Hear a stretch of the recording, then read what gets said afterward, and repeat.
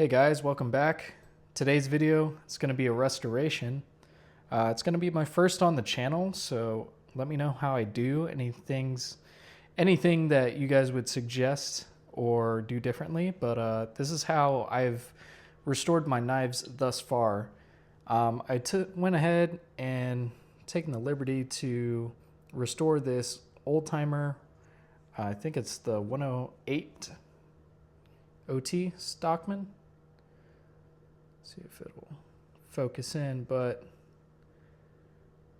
I actually have a video of this on my channel already, and judging from how it is in the video to now, I fixed the tip of the blade. Originally it was broken off and it had it had a broken tip on it. I reground the blade. Just go through and show you them all right here. These are all the USA made Stockmans, by the way. I prefer them over the imported, not only because I like the Delrin more, the saw cut. You could tell it's the USA because the darker brown kind of fades into the caramel coloring, but also because of the tank stamp. So it'll say New York, USA on the tank stamp itself, but I got all three blades open right here. I feel like I did a pretty good job. I left the back springs with the patina just so you could see the vast difference between the brass and the carbon steel springs. I do like the contrast of it, so it's mainly why I kept it. And then I just went ahead and polished and lightly sanded those blades. But for today, we are going to be tackling the 34OT, I believe it is. Is it the 34OT? 84OT, my bad. So I picked this up at an antique store. It's one I usually frequent. And I picked this up for, I think it was like $10. So absolute steal for just the quality of itself, even as it is. It's got some marring on the back springs. It looks like it's been either kicked along some asphalt or maybe run over and just got indentions from whatever it was laying on, as well as here in the actual scales themselves. But as it is, it's got good walk and talk, good snap. Yeah, I'm not sure if you could hear it so well. My microphone's so far away, but see if you could get it. Yeah, so already off to a good start. All we're gonna do is just clean up the saw cut scales, the onlays, and then polish up the bolsters and try and get the blades to how this little 108 is. And if you're wondering, this is my 8OT right here in the back. It's got a ridiculous pull on it, maybe like an 8-10 pound pull, but this is my favorite out of the bunch. I went ahead and didn't clean off this one. I kept the main blade with the patina, and then I went ahead and polished up the sheep's foot and the spay blade, if I could get that open, which probably not going to be able to. Yeah, I know that pull is just insane. But polished those two blades up, kept the main blade. But for this 84, we're gonna clean up the entire thing. So let's get into it. So first, we're going to actually lay this onto paper towel first, just so you could see how much dirt and grime comes off of it. rather than on the bandana where it might be a little hard to see. But main thing we're going to use for this is our Flitz polish. I just went and picked this up. I had another bottle of this. I pretty much used the whole thing, and it was just kind of separating because of how old it was. But we're gonna go in with our Flitz, a little rag for now, not be too invasive. Try not to mar the blade or the bolsters up too much. Just get a little bit on here. Come on. Come out. There we go. Cool.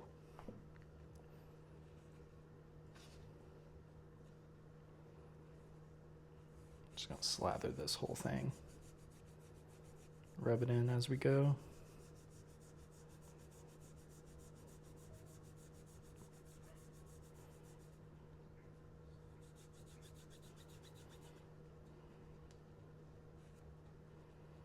Get it off of my fingers onto the actual piece itself.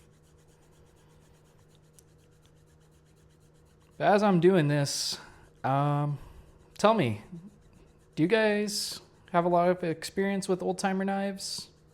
Have any fond memories? Did your grandpa carry one? Dad maybe carry one, hand one on down to you as you got older? I recently fallen in love with old-timer knives. I'd go through little phases of my carry. Earlier this year, it was all case knives. And now it just seems to be old-timers, old USA-made old-timers. And, you know, I'm just impressed by the build quality. I'm still impressed that, like, you could find pieces like this where all it needs to take is just a little cleanup, make it brand new, and then you can carry it, put it in your pocket, and, you know, carry history, honestly. That's what I like to do, is I like to go through the history of the knives. I like to look at all the old catalogs and stuff like that, and then just kind of see how much it cost back in the day and then compare it to now. And, you know, it's history, you know, you got to appreciate it, even if it's just a knife. Just a little bit more. You could hear the fibers rubbing up against the handles because, you know, it's saw cut and it's just going against those. But I'd say right now, I would just carry this as it is. Maybe throw a little bit more oil into the pivot itself, just so they're nice and smooth to open, even easier than they are now. But we're going to open this up. We're going to take our rag right here, and we're going to do a few passes with the Flitz polish. Now, if you're doing this at home, like I am, I don't know, maybe tape up the blade, something like that. Because even as I'm doing this right now, I did actually give this an edge and carry it as it was, but I want to make this little video restoring it because I couldn't just let like a before and after picture just do it justice. I needed to actually get this out of my system and do a actual restoration video because, you know, I always watch them here on YouTube, and sometimes like people don't do. I look at videos of restorations and I'm like, oh, I would never do that. I would never take, you know, a brass or like a stainless steel wire brush and just go at it. Because I've done that and I've ruined the surfaces of many an object by doing that. And so I've figured, you know, let's do the least invasive process, right? We're just going to polish it up, see what it looks like from there. And then if anything, I know I just went against, I'm eating my own words right here, but do a very light sanding. That is kind of what I did with this little 108 OT and this 8 OT, but you know, I think we're just gonna go with Flitz polish and some elbow grease for here. See how the sheep's foot looks. Better. Not the best, but it's better. Take out the spade blade. I am really grateful that I found this knife in this condition. Just, you know, great snap, great walk and talk. The blades are good. They still have a lot of life on them. It doesn't look like these have been even sharpened, excuse me, but I think maybe that spade blade. Yeah, spade blade's been used a little bit. Got some scratches, but overall, the condition of this knife as it was is just immaculate. I'm so glad to have found a used yet pristine knife. Come on. This Flitz polish is not working with me right now. It doesn't want to come out of the bottle. Wants to stay there. But as I was saying, you know, super glad that I found this knife in this condition. I love, you know, thrifting. Well, not necessarily thrifting, but going antiquing and seeing what other little pocket knives I could find, because I do like to hang on to them. I just recently went to a new antique store and I found another one of those Schrade 206 Barlows. I have a video of that on my channel. If you guys want to check it out, please make sure you do. No cracks. Looks like it's been sharpened on a belt, but it still almost has the factory edge on it. Whoever was sharpening it, they didn't take too much material off, so it does look still brand new. I'll pull that up here at the end once I'm done with this one. I did go ahead and clean that one up too, give it a nice edge, and freehand sharpen. I went up to, I think, 1,000 grit. I think I have. So, you know, I know this isn't the most entertaining video out there, but you know, you could just be using this as background noise, you know? You could be on the toilet, you know, for the 10, 15, 20 minutes, maybe 30, have your wife yell at you to get off the toilet, come back, get back to the house. I feel like I'm projecting there. I might be projecting. I don't know. You could be eating your lunch. You could be just, you know, on a trip somewhere. Maybe taking a flight. You're sitting in the airport right now, hoping nobody looks over. Why is this guy watching videos of knives? This guy's weird. Cameraman sucks. He keeps bumping the stabilizer, the camera mount, the thing, you know? But hey, if you're still watching, you know, kudos. Kudos. Now I know down in the little gully here, I forget what it's called, that there's still some, you know, rust or patina. So I'm going to do exactly what I said I wasn't, and I'm going to take a brass brush and just clean it up as best as I can in here.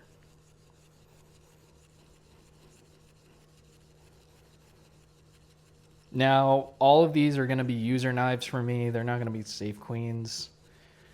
I actually get out, I use my knives. I look for any opportunity possible to throw some patina on there. And I know what I'm doing right now, cleaning this up, polishing it, and, you know, cleaning it is probably...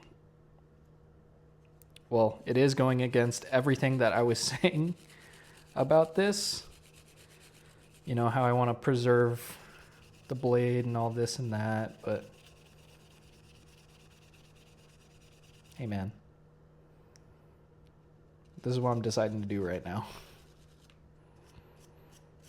I don't believe the brass will affect the bolsters too much. If it does, I could just get some real fine grit sandpaper later and then buff it out and polish it, buff it out, polish it, buff it out. But as it stands right now, I do not have high grit sandpaper. You just always go to the hardware store, grab some, and look at that. Doesn't that snap? Look at that. Look at that. We're in business. Just gonna go ahead, wipe this on down one more time. Maybe pull out that main blade. Let's see that main blade.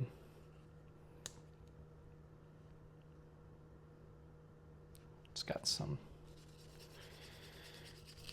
still got some patina on there, so.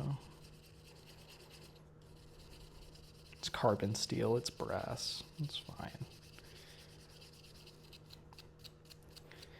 So, clean this up.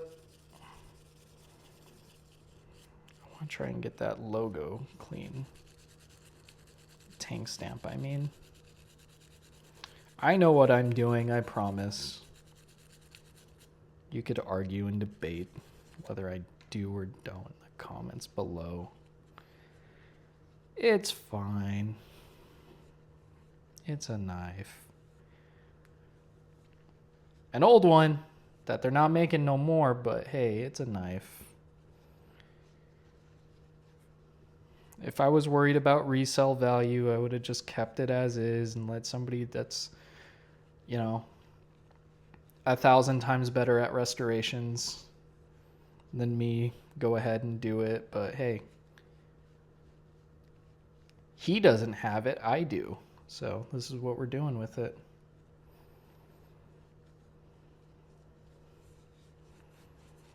If you hear sniffing in the background, it's my little dogs.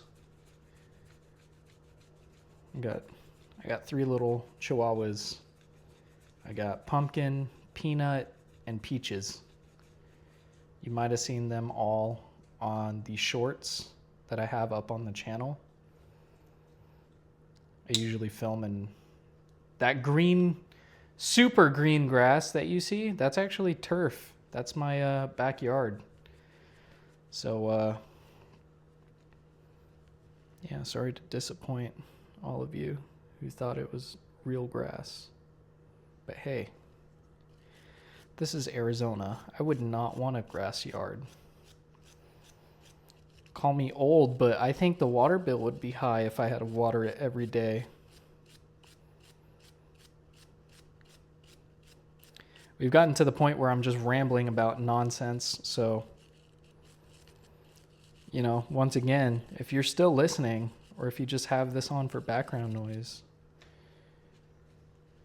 or maybe you're falling asleep, this is your bedtime video. I don't know how many people do that. I do that. I'll put YouTube on, just some restoration videos on, and then drift to sleep. So if this is your little bedtime video, good night, you know? Maybe you're asleep by now. Maybe you're just drifting off. Would suck for somebody to just fucking yell and go, ah! Real quick, you know, something like that. My dogs are looking at me now. Thanks to you and your stupid bedtime video, my dogs are scared. Hey, it's okay. No, that doesn't mean come over here. But check this out. Take our knife, take our other end. If my fingers don't get caught on it, because I have really mashed up fingers.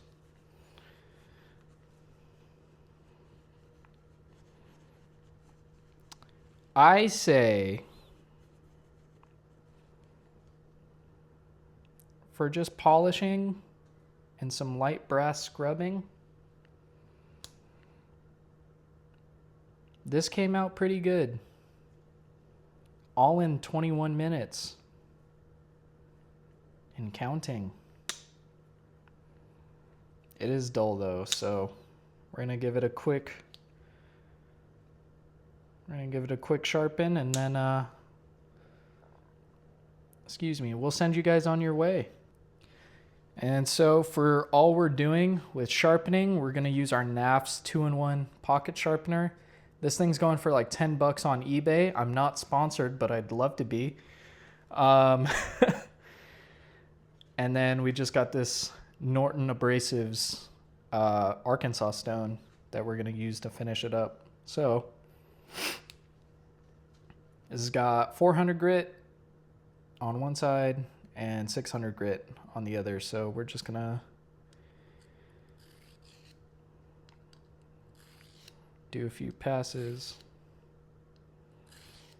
3, 1, 2, 3, 1, 2, 1, 2. And you guys could scream at me in the comments if you'd like. Oh, you don't know what angle you're doing it at. You don't know. You're not giving a consistent angle. I don't care.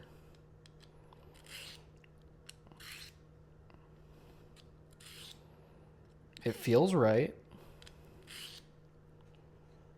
Go over to the 600. You're not apexing the knife correctly. Okay.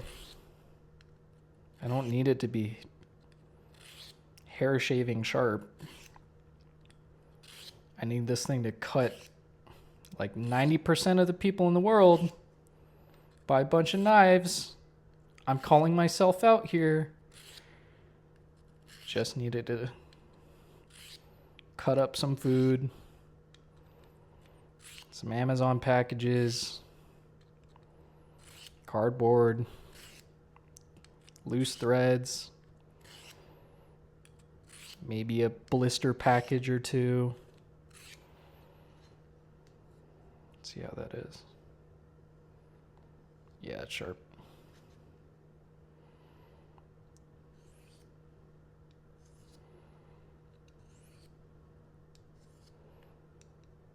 But yeah, that's the thing about the knife community that I've noticed. I started really getting big into knives back in like 2021, 2022. Not to say that knives have not been a part of my life before then. I just really started looking at like big brands and stuff like that. And so I started getting into it all in like, 2021, 2022, like I said. What is that? But yeah. Got real big into them, and then, hobby just kind of settled down.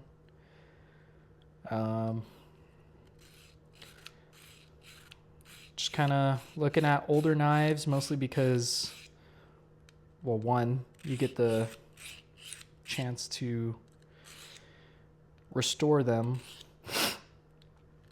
but also because they're built better. I mean, I love my Benchmade bug out, but the biggest flaw and the Achilles heel of it is if one of those omega springs fails on you, you no longer have a functioning knife. Now I know you could say like, oh, just buy a lighter lock. I could just buy a liner lock, but I don't want to. Do I have liner locks? Yeah. Doesn't mean they're bad. Do frame lock, all these different kinds of locks. But hey, slip joint knife.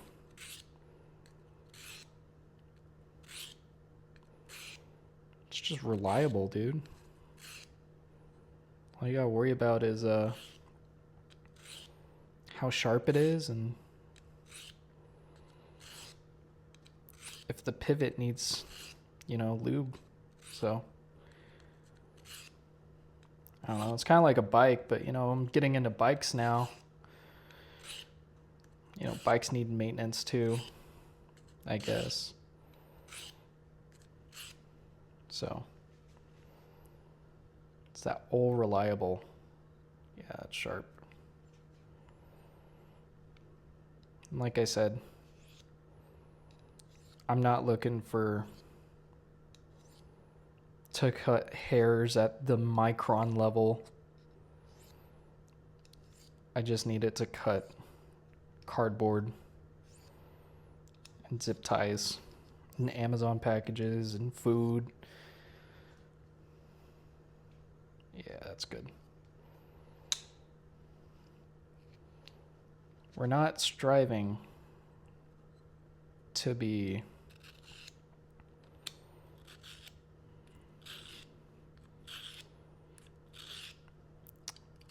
not high quality sharpening. Still, we're still striving for that. We want to put a good edge on this that'll last, but we're not looking for something that'll, I can read, sentences off of, a Harry Potter book from just the mirror edge itself on the blade. I don't need to do all that. Is it sharp? Yes. Cool, I'll take it. If it's not, I'll make it sharp. Sharp enough for me, at least. Yeah, that one hurt.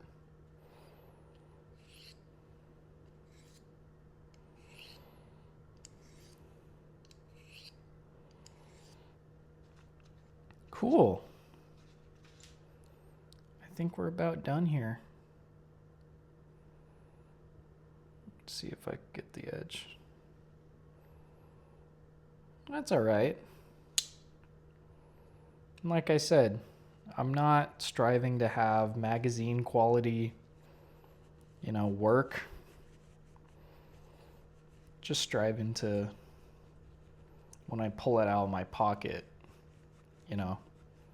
it's enough for someone to go, oh, that's a nice knife. Or like, oh, that's a cool knife. And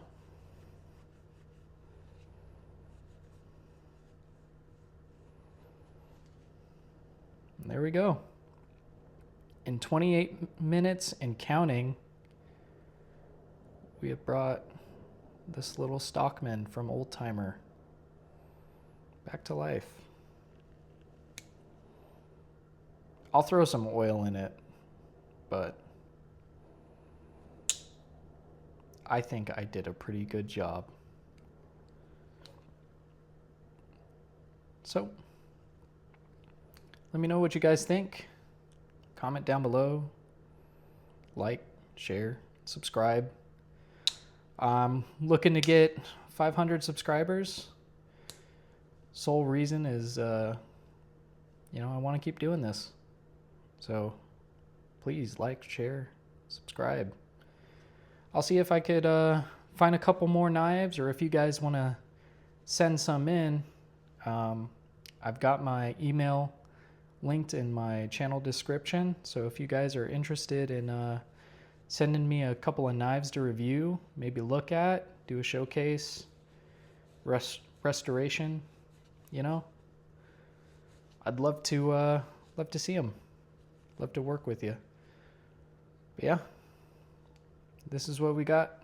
This is the Oldtimer 84 OT. As done with my restoration skills. So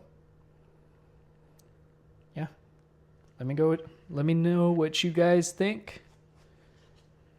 I'll see you in the next one. Bye bye.